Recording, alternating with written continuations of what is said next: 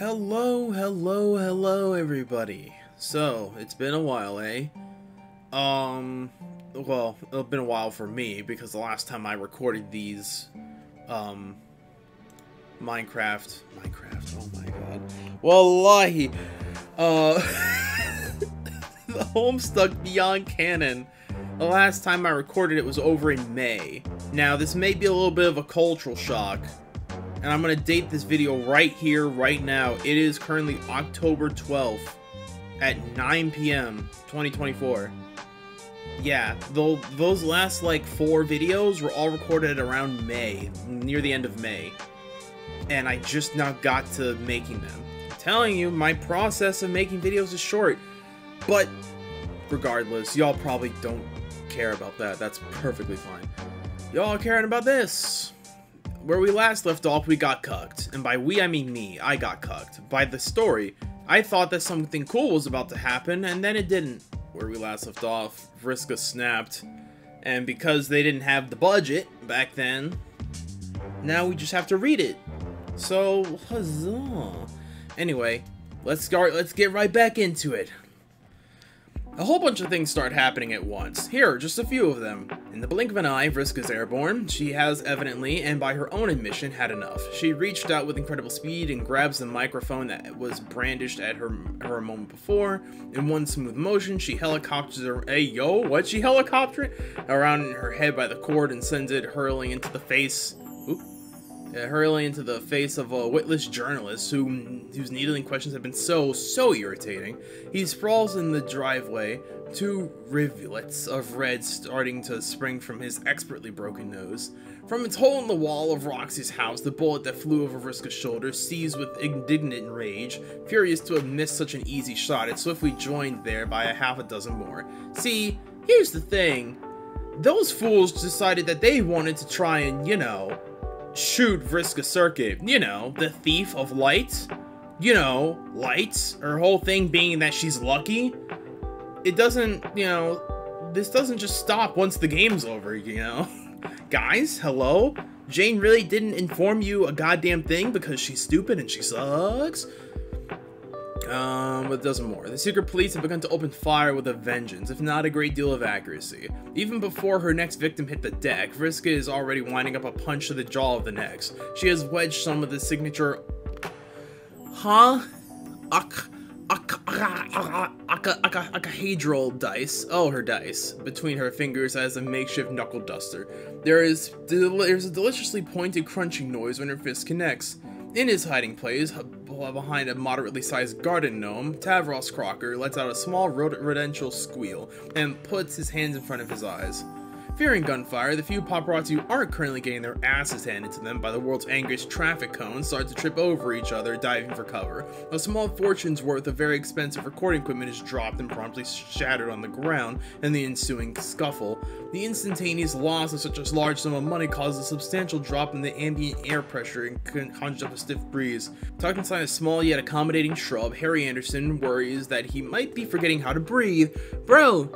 Your father is the air of breath. How do you... Kids, bruh. Kids. Can't take them anywhere. Can't do anything. What the hell? Why even have them? He takes a series of gasps in and out just to be sure, and clutched his scissors very tight. The stiff breeze comes in at a cheerful 5 on the Buford-Winforth scale. Fresh! Tavros wishes he had chosen a bigger gnome. Bullets continue to fly stupidly wide, and Vriska tosses her dice into the air without even looking. In a single beat of her fairy wings, she zips over to a nearby car, reaches underneath the front fender, and lifts! The fluorite octet tumble end over end, and the gunshot seemed for a moment to coalesce into the sound of a thunderous roulette. Vriska is now holding the car end on above her head, its burglar alarm wailing in protest. In a dance-like motion, she spins in space once, twice, before loosening the vehicle skyward, like an Olympian might a hammer. The press are fleeing for their lives, their professionalism and trashed equipment abandoned. As one of the snotty-faced and terrified reporters attempts to hide in a shrub, Harry gives her a cautious jab in the legs with his scissors. Then he curls into a shaky ball and tries to remember the advice John gave him. Don't panic. Well, I think that's over with already. The dice land. A booming, wordless voice pronounces, How do we do this? How the fuck do you say this? Cannons de it gribade. I don't know French. Sorry, not sorry. The car approaches the apex of its trajectory as it slows. It appears hanging in the air in a manner quite uncharacteristic of motor vehicles, and yet to be fitted with hover technology. It winks coyly at the afternoon sun. Huh? Far away in her lair, Jane Crocker grabs the two sides of her computer monitor with enough strength to snap it in two. She can't believe what she's watching. Behind her, from a shadowy corner of the room, there is an agitated growling noise and the rattle of chains. Well, hey, dumbass, you don't know Vriska Circuit. I don't even think Jane has even interacted with Circuit once. Like, at all. So it makes sense that she vastly underestimates her. So, you know. Also, she's stupid. Where are we at? The ground begins to shake, and as a battery of naval cannons materialize and flashes a cerulean light and drop into formation behind Vriska, she cracks her knuckles one by one with each impact. The vibrations cause Tavros's gnome to fall over. These motherfuckers gotta stop using these big ass words. Enfilade is halted without recording a single hit. The secret police, perched strategically in trees and behind mailboxes, are now doing a synchronized slowly take off your badass shades and gawk at the sky type routine. The car seems to regard the laws of gravity as a mere suggestion. Don't make a scene. Vriska Circuit laughs. The guns roar. Anyway, break. To all of this and more, Vriska is blissfully ignorant. She doesn't register the tearful and sniveling faces of the hapless journos as they beat a hasty retreat, nor the bruised and bloody faces of the ones writhing about on the ground, their purpling eyes and gasping mouths giving them the look of particularly wronged fish. In the mayhem, she doesn't notice Terry or Tavros or even the toppled gnome. All these details and more sail above her head like a home run over an especially stubby shortstop.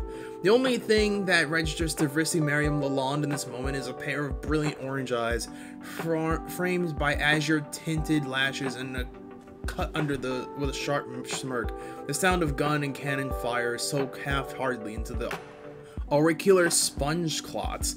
The world beneath her is shockingly still, and all the while, those eyes seem to burn something deep into her, leaving pitch-black scorch marks in part of her psyche she didn't know existed.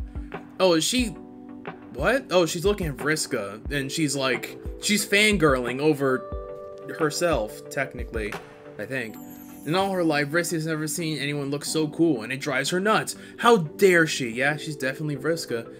How dare someone else be cool in this universe that's not me? Bro, get humbled. I can't wait for Vriska to get humbled. Just to be like, you aren't her. You are not her. You will never be her, because she's right there, killing shit. You will never be her. Cry.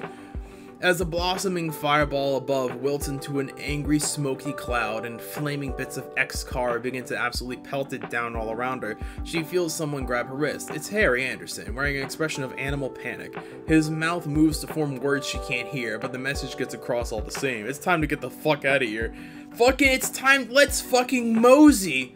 Let's fucking, what did they say in Edge Runners, or in Cyberpunk? Let's Delta? Yeah, Delta the fuck out of here.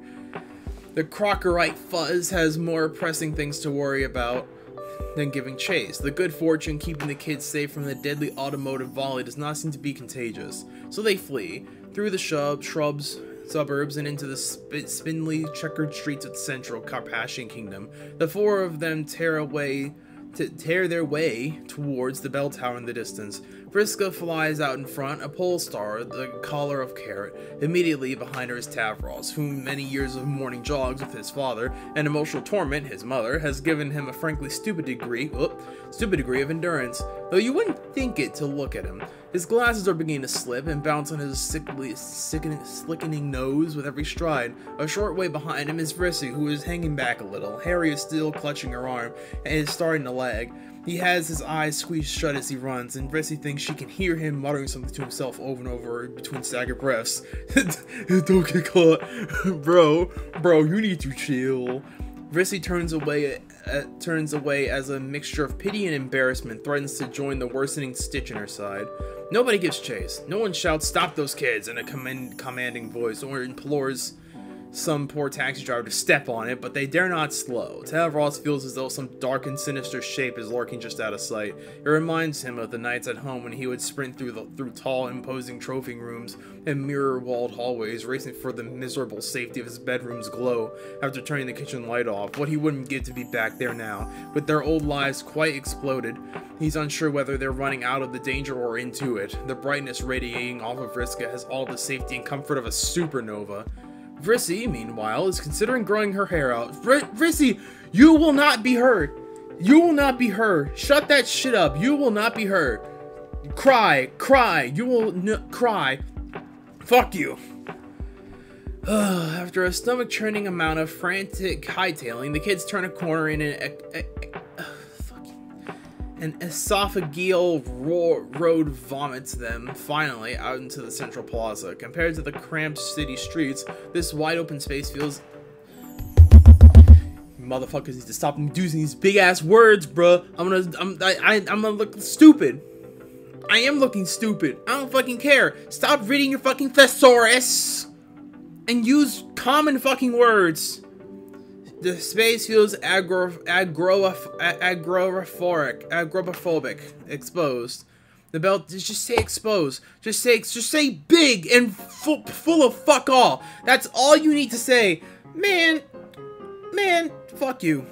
The bell tower thrusts itself into the clear sky from the other side, all gnomic and pointy, and its lengthening shadow beckons them to safety. Between in the center of the large and perfect square is a familiar Dirk Strider memorial statue, standing stoic and still. Surrounding his punnet is in a circular fountain, and around the circumference dozens of knee-high cherubic figures piss angelically inward. His effect is unreadable. Is it apathy? Boredom? Contemplation? As the kids hurry past, the shimmering particles shaken from Vriska's wings dance in the polished bronze of his shades, and for a moment his reflective face is suffused with an aura of conspiracy. Nobody pays him the slightest bit of attention. There's no time! We gotta go! The four stop a while at the tower's base, chests heaving for air. Nobody says anything. They just sort of stand there and ache in each other's company for a bit. Vriska alights on the ground, rakes her throat, and quietly spits out a little wad of blue and wipes her mouth unceremoniously. Tavros pats Harry Anderson tentatively on the arm. Vrissy tries to be badass and cough up something too, but she doesn't really make it work. Don't vomit, okay? I'm glad, you know what? Dare I say, I'm glad that of all the people who seem to be getting out of this the best, it's actually Tavros. Out of the kids, it's Tavros. Which I'm glad, because I was afraid that they were going to go the route of, oh, he has the same name as the other guy, and we're going to make him into a loser just like the other guy. Like, no, he's fit. He's able to run faster than most of the other non-god tiered people who are running. And he's able to, you know, and he supports people. He's just a good guy. Fuck yeah. Where am I? I forget again. I went on a tangent and I forget where I go. Harry simply rests his hands on his knees, doubled over and shaking his head. Tavros looks at Vrissy over Harry's arched back and puffs out his cheeks with wide eyes. She gives him a tired half smile in return. Vriska quietly massages a crick in her neck and rolls first one shoulder then the other. It's unclear who cracks first, but someone does. In an instant, all of them are dissolving into bouts of relieved giggles. It starts off as a light, bubbly kind of mirth before the sheer enormity of what they've just done sets in. Oh boy, they're all off the fucking deep end. They progress full-on belly laughing. The adrenaline in their blood turns to helium and begins to fizz, and all at once they feel lighter than air. They survived. They're fugitives. We're fugitives! Yeah! Tavros had to take his glasses off to wipe his eyes. Vrissy laughs so hard she thinks she might be sick. Harry Anderson has to go and be actually sick, which doesn't so much kill the mood as vaguely envelop in a smell of puke. Oh, gross. He has a wobbly grin on his face and wipes the spill from his chin, though. Vriska shakes her head, getting rid of a smirk like a wet dog would its water, then puts her hands on her hips and huffs loudly up at the tower. Oh, I have to actually...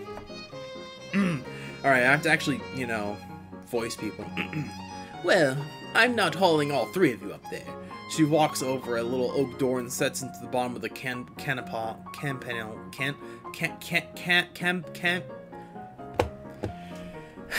the campanile. Before she can grab the handle, Tavros pipes up. We wouldn't be able to get in that way. He starts to recount how, ever since the incident, the little oak door to the Hellseal staircase which runs from the bottom of the tower to the belfry has been securely locked to prevent copycats, he speculates. Vriska gets bored halfway through the explanation, though. Tries the latch anyway, and it's the only one who isn't surprised when the door swings politely open. Everything's coming up circuit. She bows theatrically, gesturing for others to make their way inside, and then leaps into the air with the beat of her wings. Last one onto the top is a clown fucker. They run like wild. Alright, we are officially done with the first page. It's been 16 fucking minutes. I'm gonna cry. Oh my god, it's actual... Is that a page? Oh my god, is that a page? Wallahi. Bless up, it's a page. Let's go. Oh shit. Gang's sort of all here. It was a... Now that's at least somewhat nice. Nice, yay, a hug. That was nice. That was a hug. You made it. I knew you had in you. Oh, thanks. Of course we made it, John. It was a walk in the park. I had some of my best moves planned out, gave them the speech of a fucking lifetime, and then they all just ran away without even trying to fight back properly. Frankly, I'm a little insulted by just how easy it was. But you must have known it would be a piece of grub cake. After all, we had me there. Oh, Vriska. It's nice that you're basically the same exact person you've always been. You're welcome. Honestly, I'm still a little bewildered by you being here. But I guess I'm happy to see you anyway. Especially in the context that doesn't involve any amount of kissing a clown. Not right now, you fuckhead. Oh, crap. Sorry. Anyway, thanks for helping me out, I guess. Oh, right. I forgot. That did happen. I blocked that from my memory. I was like, that didn't happen. That was another Vriska. Totally. Anyway, thanks for helping out, I guess. I can take it from here, though. Be my guest. Okay. If you don't mind, Vriska, huh? I'd like to talk to my son, please? Oh, right. Sure. Don't let me get in your way. I'll just be over here asking in the knowledge of a job, basking in the knowledge of a job well done and plotting acts of violence. Thanks. Let me to a respectable distance right this second. Hate to bleed all over your touching reunion. Hate to bleed over your touching reunion. Yeah. You know what? You got your pat on the head. Good job. What more do you want from Bert? Sorry about that, Harry Anderson. Where were we? Oh right, your escape. I guess I already said, but I knew you had it in you. Yeah, I guess so. I realized that it was a lot to handle, though. You can say that again. It wasn't until after I hung up that I even remembered that I never gave you that stripe specubus for your birthday. Oh, it's okay. Vriska had a spare. I put my sewing scissors on it. It was all I really had at the time. That sounds familiar. I kind of stumbled ass backwards into getting stuck with my first hammer, but after a while, I couldn't imagine having picked anything else. I'm sure you'll do some amazing things with it. You already did, in fact. I'm sure Jane is feeling really butthurt about things this very minute. The prankster's gambit is tit back in our favor, that's for sure. Yeah, if it's alright, Dad. I don't really want to talk about all that much right now. You're right, it was kind of a lot to go through. That's okay. We don't have to talk about that if you don't want. Honestly, who cares about Strike Specubi or the Prankster's Gambit or whatever? That's not important. I'm just glad to know that you're safe. Dad? Dad? Yeah, son? Can I ask you a question? Anything, son. Okay, cool. So, how come you're wearing that thing? You know, the windsock. I thought it was it was busy getting eaten by moths in the museum or something. Please don't tell me you broke in there just to get it back. Oh, the god tier outfit. Don't worry, I can just sort of manifest this whenever I want. Although, now that you mention it, the guys at the museum will probably be wondering where it went. Or maybe it's still there. To be honest, I have no idea whether it's the same outfit. I don't think it follows the same laws of physics and stuff that normal clothing does. They are just your basic magic pajamas at the end of the day. And it didn't occur to you to, you know, magic them any bigger. You just look like, well, a grown adult wearing clothes for a kid. It's kind of embarrassing to look at. You're right. I admit it. I didn't give a whole lot of thought. It just felt like the right thing to do. It put on at the time. I'm pretty sure no such time has ever existed. I don't believe this. What have I ever done to deserve such cruelty from my own son? Lamau. I guess you're right, though. This old thing is pretty uncomfortable in a lot of ways. When we get a moment, maybe you two could brainstorm redesign? No pressure, though. Harry. Harry is like, oh my god, wait, you are my dad. Wait a minute, I love my family now. Have a think about it anyway. In the meantime, I need to go have a quick word with the other Vrissy. Oh, right, sorry. Vrissy, sorry. Hello there. I guess you were listening to all that. Not really. I just have a sense of hearing that's particularly tuned to the sound of other people talking about me. Or, well, I did until recently. I bet it's been a bit strange having the original Vriska around. I will say that it is very confusing having both of you in the same place at once. Oh man, now that I think about it, Dad, this feels like... oh no. Egbert's going on a tangent. Oh boy, this feels like the perfect conditions for some identical twin-type shenanigans, like in The Parent Trap or something. I'm not sure how either you would feel about being played by Lindsay Lohan, though. My god, kill me now. But anyways, Risky, your mom called me a while ago. They sounded very worried that you weren't answering your phone. Obviously, I was busy. Well, anyway, they're on their way here. Jade is coming too. They should be arriving any minute. Oh, you're kidding? Here? They come now. I can see them over there. Oh boy. Oh, there they are. Hey, yo, what's up?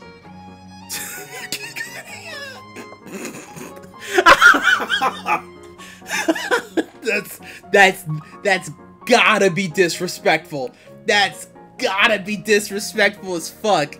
Imagine not having any way to fly, not even creating jet boots, not creating a surfboard, a flying board, no like flying bike, no jetpack, nothing. You have to rely on two motherfuckers to fly you from A to B. Holy fuck, that is embarrassing.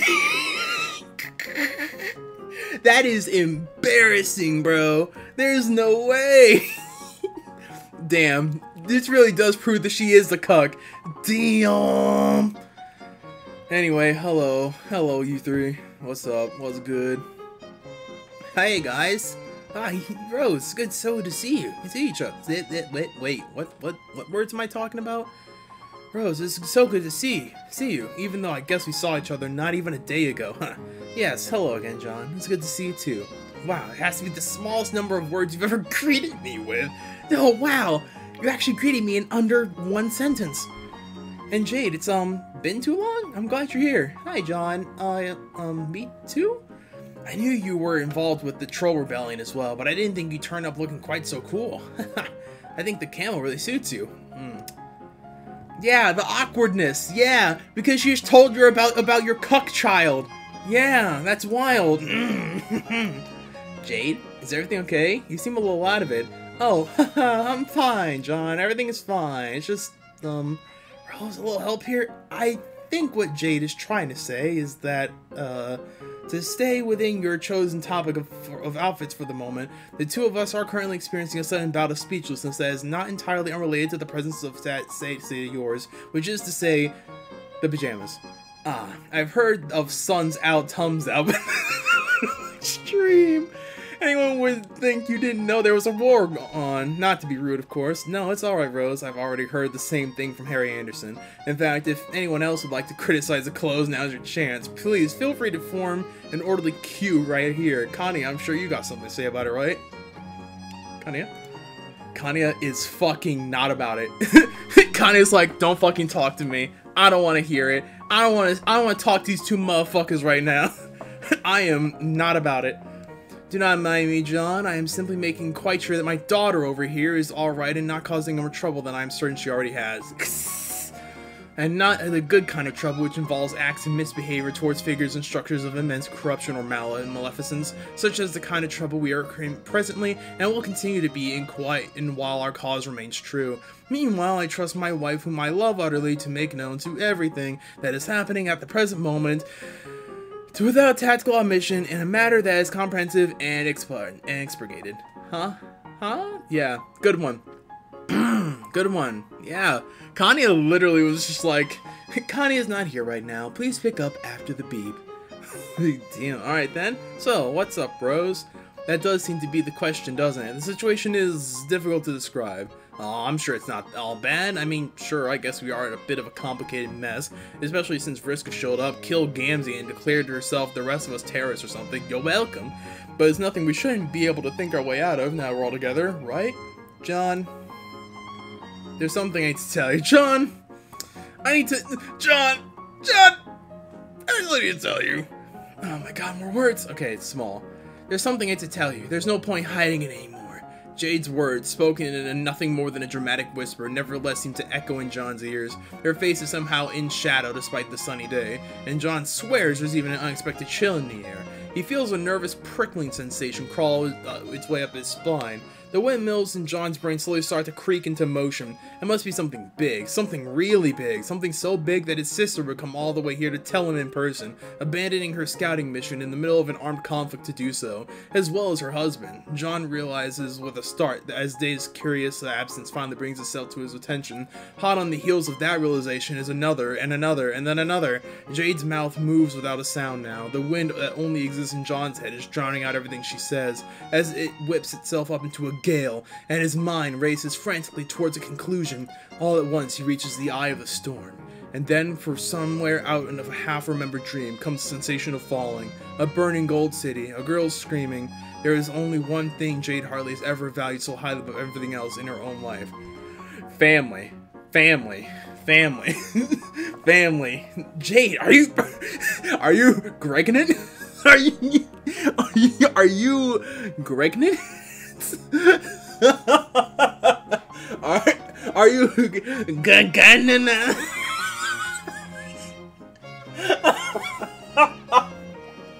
you gonna?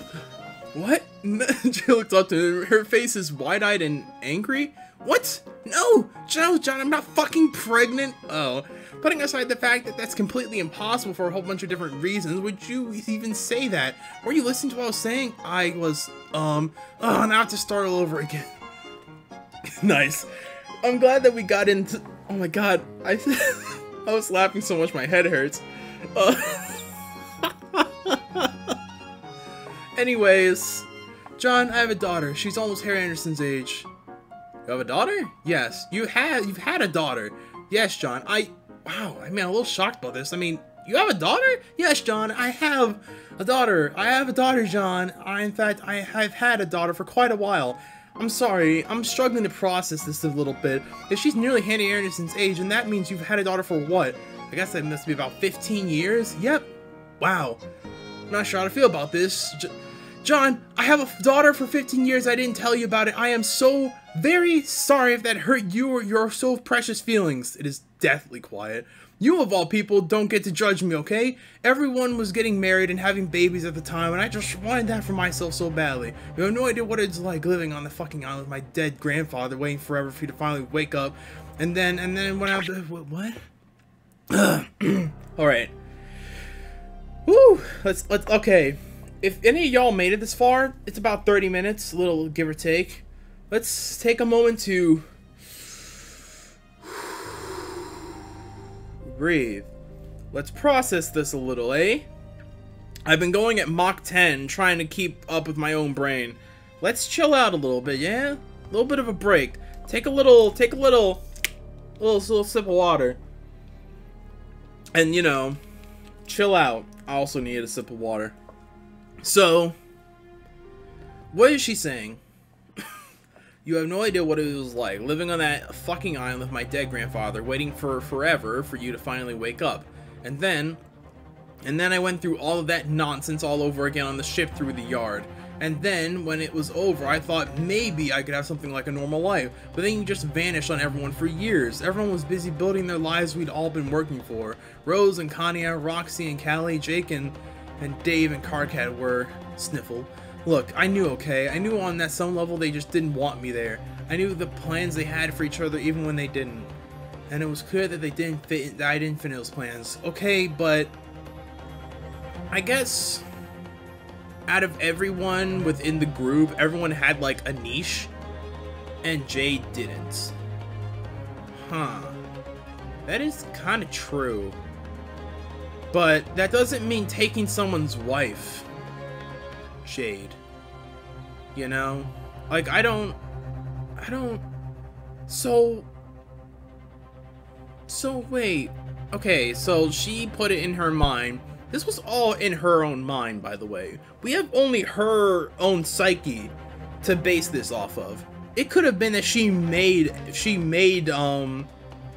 boogeymen for herself and assumed that this was the problem and that it was true. It could have been that they were just waiting for her to show up. but then she got it in her head that she wasn't wanted. Like, we have no clue if that was ever the case. All we have is her word for it at the moment. So we'll find out. I guess we'll see. They tried so hard to get to see what they wanted, it just didn't work. They just wouldn't admit it, because they're your friends.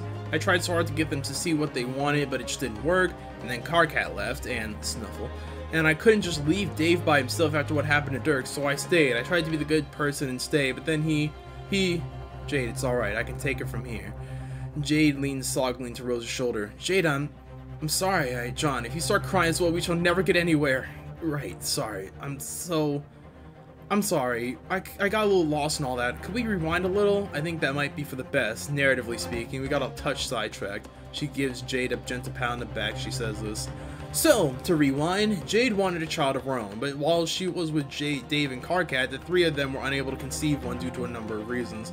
They looked into adoption, but, well, let's just say that if the administration was getting uncomfortable about an adoption between a troll and a human, they were starting to be outright obstructionists when it came to between a troll and two. Here's the thing.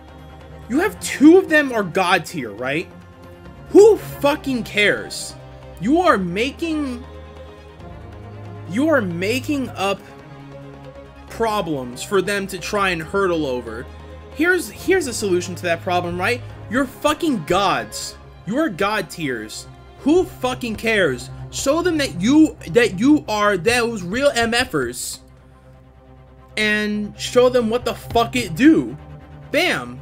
You can easily get whatever child you want. Like, seriously. You're trying to go by the books now when you have god powers?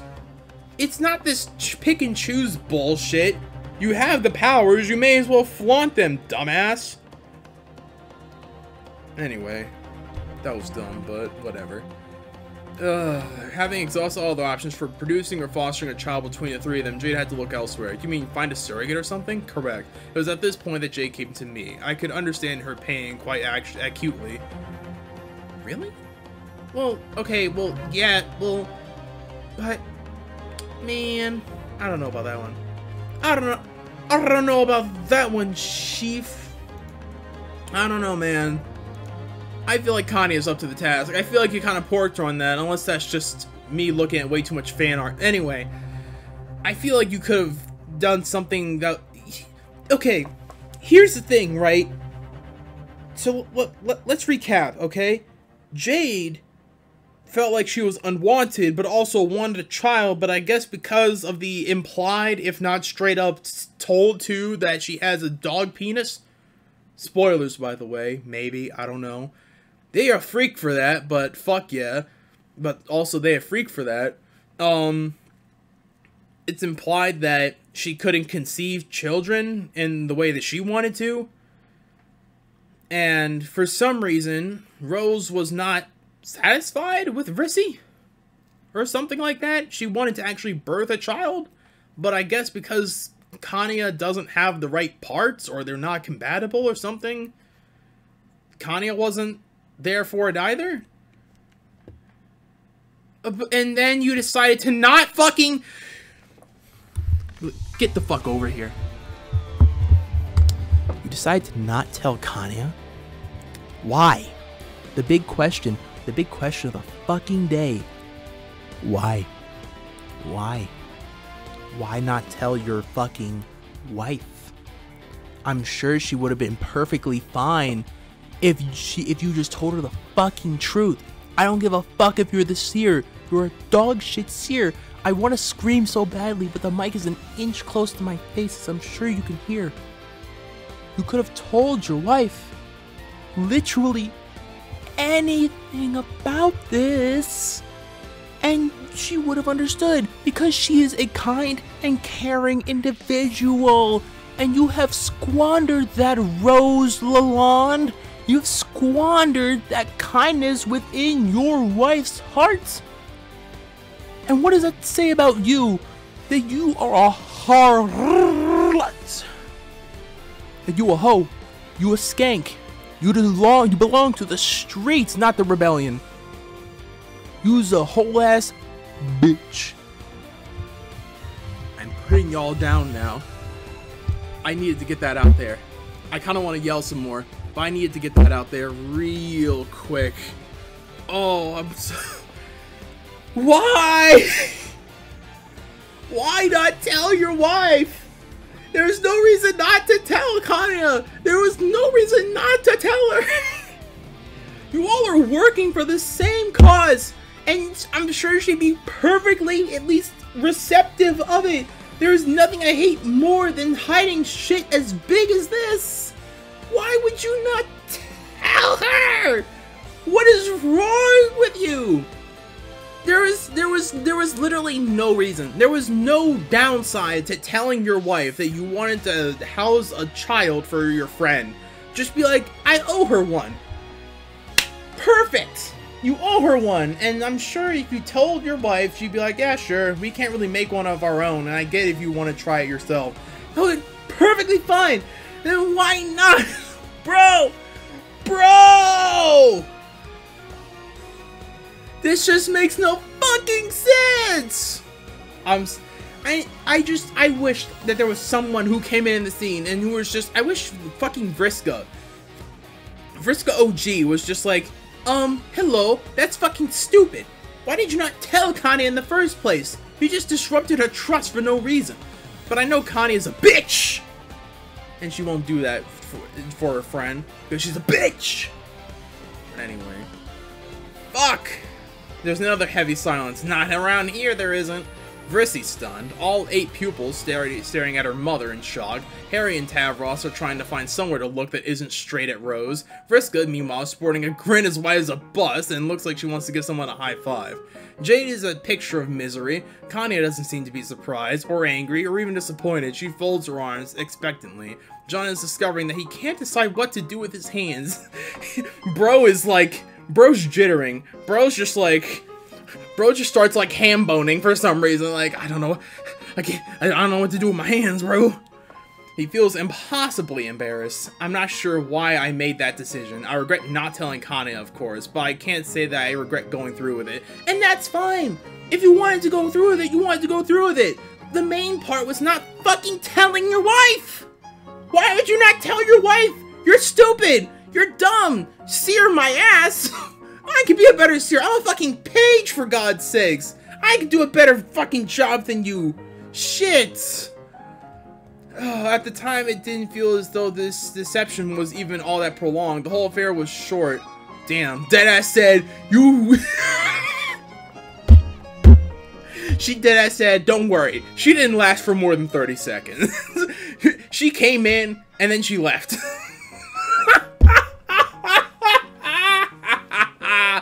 She said she'll pull out her. She did that Puerto Rican pull out, bro. There ain't no way. She fucking boop boop. That's it. That's fucking funny. Don't worry. It wasn't for long. Like, damn. It's fucked up. Not only are you putting your wife under the bus, but now your surrogate wife, you also put her under the bus. You really are a hoe. Damn. Purely physical, nothing more. Yeah, I'm sure you weren't fucking moaning for more, you harlot. Sorry, I love Rose, but holy shit. For being a seer, you sure as shit couldn't see this one coming, eh? Kanaya finally moves next to her wife. She places a softly glowing hand on the shoulder that hasn't been generously watered by Jade. Rose and I have already discussed this in private before coming here, and I have therefore already said everything I would like to say on the matter. And vis-a-vis the matter, I think that really all that there is to say. I want to be able to tell Vriska this in person, however. Moreover, for her benefit and for that of everyone else, I feel in my capacity as a mother and leader, I should make it clear. This is not something that will undermine Rose and my relationship, neither as comrades or as a couple. I am upset at being lied to, and for no other reason. And in particular, I would like to make it understood that I do not and never will see Jade as having jeopardized our marriage through the simple crime of wanting to be a mother. If anyone in this world understands the lengths to which a person will go to achieve such an end, then that person is me.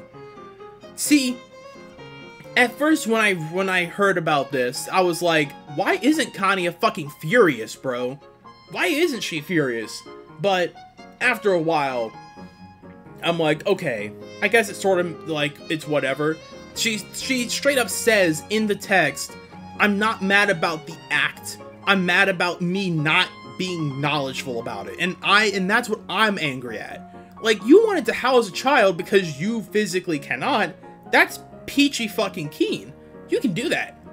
But to then hide it from your significant other for no particularly good reason? Why? Why? No one has mind reading powers. You can easily just tell people. The wildest shit. The wildest shit. The only thing that I am mad at is that I was lied to. And I'm mad that she was lied to. Ooh, burp. Yeah.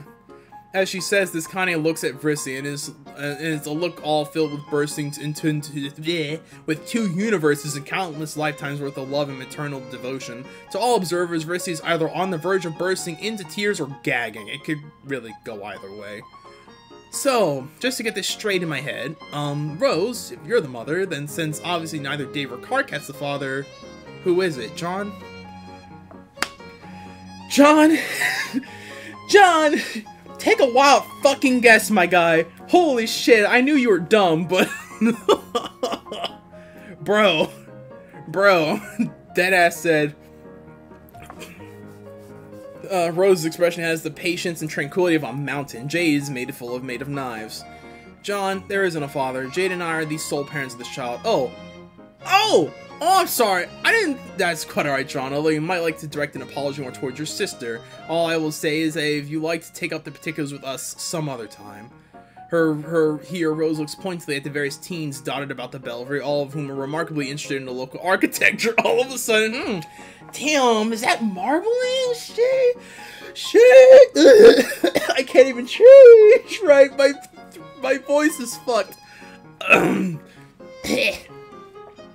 I'm sure Jade and I can walk you through some basic concepts. I'm about to change the subject. Okay. So how did you hide the pregnancy? Oh, that was simple. Jade's genes being as they were, part canine, the gestation period was substantially reduced. I carried the baby to term in just under 2 months. Since she was unfamiliar with human pregnancy at the time, I assumed Kanaya simply thought I was looking a little more substantially usual. I didn't think it polite to comment. In my defense of the observational skills, I feel like I should point out to you that you have recently recovered miraculously from a debilitating and potentially fatal illness, a state in which you were exponentially malnourished to say the least. Well, quite. Anyway, bro, you can tell that Kanaya was like, hello? Bro, John, why? I'm gonna strangle the fuck out of this fucking egg. Bro. It changed the subject, and then you roll back to pregnancy, and then Rose doubles back onto it. Oh, I'm going fucking nutty. It's not even been an hour yet. I'm losing my fucking mind. Anyway, with the messy part finished, all that was left was a trifling matter of Jade and I raising the child. Ah yes, the trifling matter of raising a child. Fuck you. In secret for 15 years, a task that we performed flawlessly until a very few short moments ago, where she became a political prisoner of a certain Jane Crocker. Oh my god, that's... No offense, Jade, but that bitch!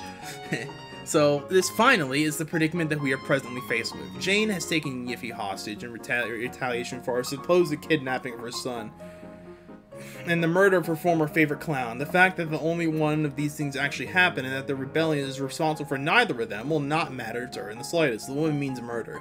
Christ. Okay. Thank God I understand everything so... Wait!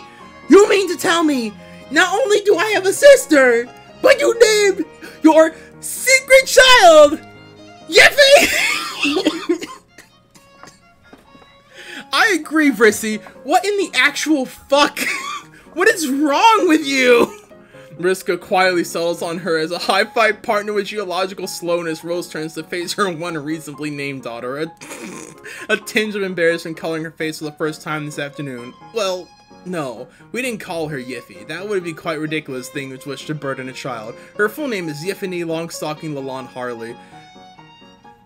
Bruh, you can't think having 4 fucking names in your name and you thought, yeah, that seems about right. Fucking stupid. Sear my ass, bro. There's no way. Vriska looks as though she's about to shit the bell tower. She's dead to get Rick!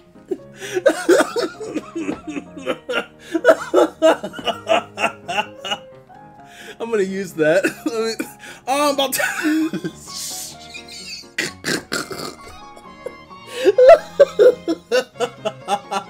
I'm about to shit prick vibe.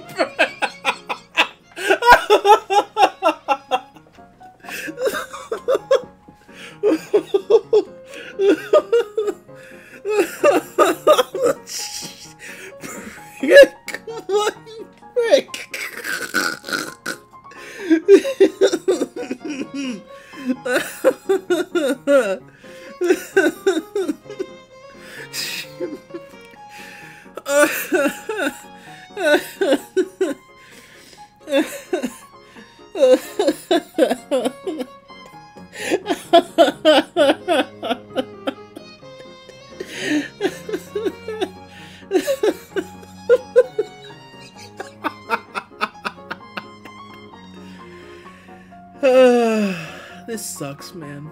Ugh. This sucks a fat one. Oh my god. I'm going fucking insane, and it hasn't even been an hour yet. Oh my god. It was, in hindsight, a momentarily terrible decision acting as the final chapter in a long series of novels, and one full of progressively more terrible decisions than the last. But that is the name that we decided upon. You have to understand. This whole situation ended up playing out a bit like an ironic game of chicken between the two of us. Are you fucking serious? You named your child the child that you know what? I'm sort of glad that you never had the ability to make a fucking child, Jade. Because if this is the type of bullshit you and Rose end up getting up to, trying to out-ironic one another with your fucking child's name, I'm glad that Yiffany was the only one. Holy fuck.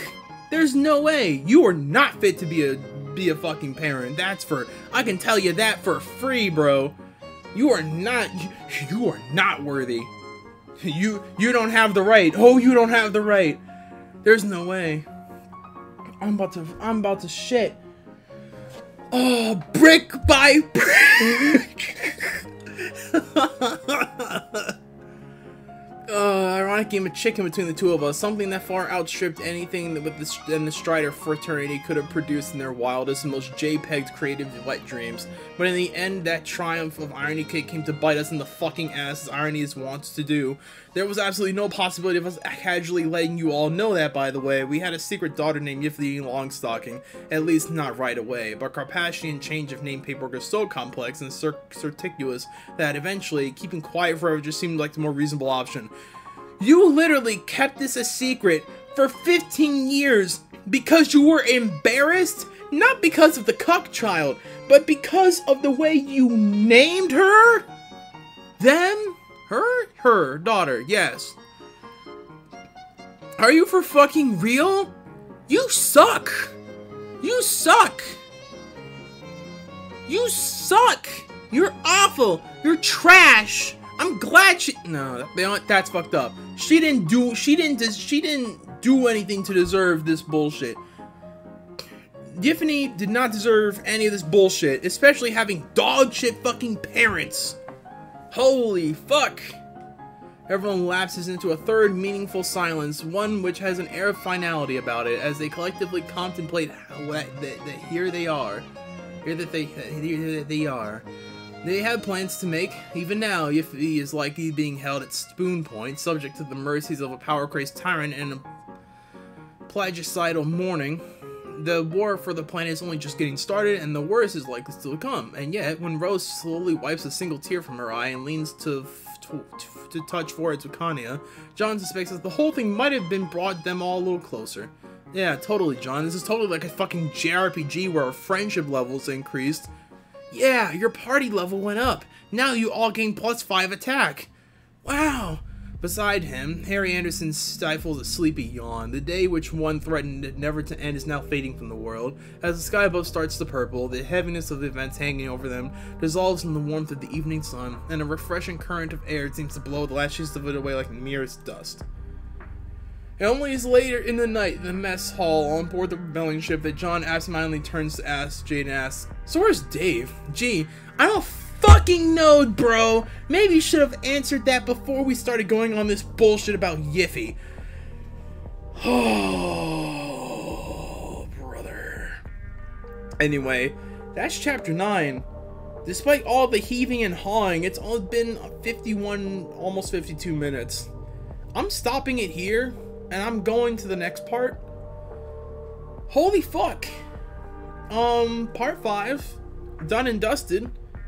Yeah, have a good day, night, evening, twilight, morning, noon, fucking in between, whatever it is, wherever you are, wherever you be, wherever you are. I'll see y'all on the flip side. Deuces.